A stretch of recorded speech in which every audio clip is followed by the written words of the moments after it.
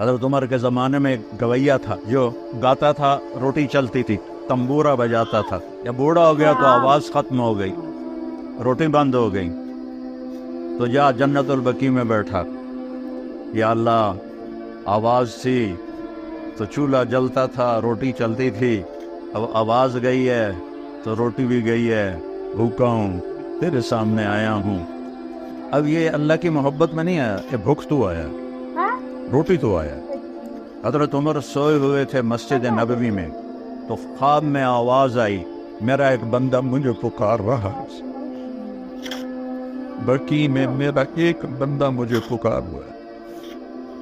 حضرت عمر رضی اللہ عنہ ایسے بد حواس ہوئے کہ جوتا بھی نہیں پہنا، پگڑی بھی نہیں پہنی، ننگے سر ننگے پاؤں بھاگے اور بقیع میں گئے.